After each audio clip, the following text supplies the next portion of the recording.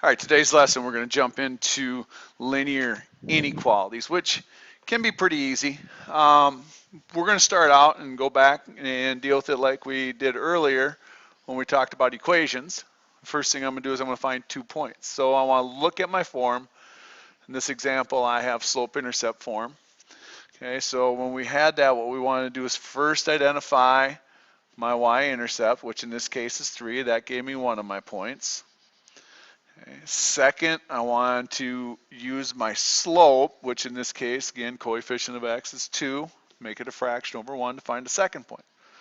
Okay, so my y change is a positive 2, meaning I'm going to go up 2. Okay, my x change is a positive 1, meaning I'm going to go to the right 1.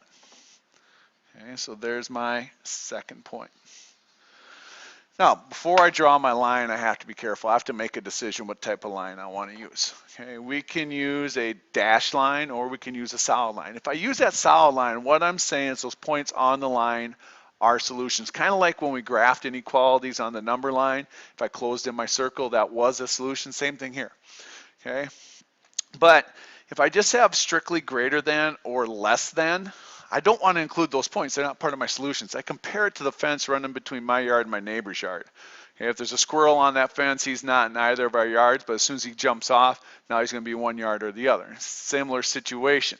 When I'm on the line, it's not a solution, but when I jump off that line, one side is going to be solutions, the other side is not going to be solutions. So it's as simple as writing down this and saying, oh, I don't have an equal sign, so I'm going to have a dashed line. Okay. Now, like I said, it's either one side's all my solutions, okay, or the other side's all my solutions. So in this case, I got 2 regions. Region 1, region 2. One of those 2 sides contains my solutions. All right, now, that's where we get into the idea of shading. Okay, and this is the thing that a lot of times we forget to do with our inequalities. So I think the easiest way to go about doing it is to pick a point. And I've talked a number of times about how I like using zeros, because when you multiply by 0, you get 0. When you add it, you don't change anything. So if 0 is not on my line, 0, 0, I'm sorry, I'm going to use that. Because what I'm going to do is I'm going to go and plug it into my original inequality. Okay? And so what's going to happen again is, the nice thing is everything that contained a variable goes to 0. And so what I'm going to do now is I get to this point and I look at 0 greater than 3. No. That's a false statement. Okay. So I have written down right now, that means we're shaded the opposite side. What that means is that this is not a solution, meaning any point over here that I pick would not be a solution either. Because either they're all solutions on one side or they're not. Okay. So if that side, the right side kind of on this situation isn't a solution, that means my left side then is my solution. So I'm going to shade it or kind of just scribble some line. Okay. Now, let's just say, for instance, that we had chosen this point right here, negative 10, 0. Okay. If I plug that in, my y value is 0. I'm checking to see if that value is going to be greater than 2 times my x, which is negative 10 plus 3. And as I simplify that, I get 0 greater than negative 17. That is a true statement. That means this is a solution, meaning every point over here is a solution. So that's how it's going to work. I'm just going to go in there and I'm going to look at a point, and if I get a true statement, that means that side contains all my solutions. Okay, shade away. If it doesn't, that means that side contains all the non-solutions, so I jump to the other side. All right, so carried the steps with again. In this case, what I have is it's in standard form, so I want to use the intercepts method again. And so like I mentioned with the intercepts method, okay, what I want to do is write it twice. Now it really doesn't matter if we bring the less than or equal sign together, but I'm going to. Okay, if x is 0 again, that's gone. Divide by 3, divide by 3. I get y equals 3. So there's one of my points. Okay. If I let y equal 0, this is disappearing, x equals 9. Okay. So finding my 2 points, something that we've done. Okay. Shouldn't be too bad. Connect my points.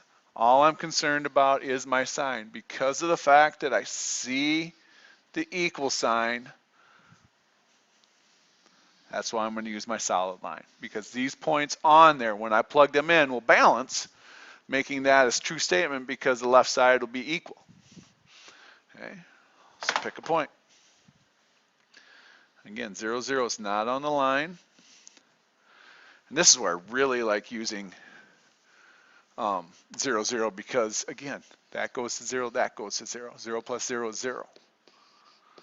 My whole left side in this case went away to 0. So when it's in standard form, using that point 0, 0 really makes it a lot quicker.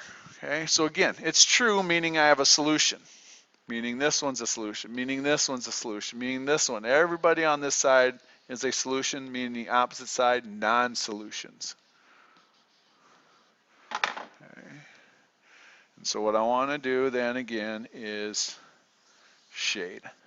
I do actually like to use highlighters when I do inequalities, especially when I get into a system of inequalities, so I can see where my highlighters overlap. All right, so same idea when we get into a situation where I'm missing a variable. Okay, so when I see y greater than -1, what I'm thinking about again is, hey, this is either horizontal or vertical. I'm going to go back to my notes, and what I'm going to see is that, hey, that's that situation where there's 0 slope or it's a horizontal line. Again, if I have to make a table, they're telling you y has to be -1. Okay, y has to be -1. I don't care what you plug in for x. Okay, and so we get these 2 points, but we can shorten up our work again by recognizing that it's a horizontal line. Now, next thing, what type of line? Greater than, so we get dashed.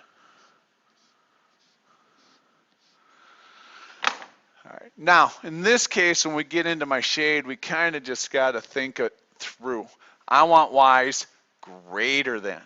Okay, I'm not even going to plug a point in. I know the y values that are bigger than -1 are these ones up here.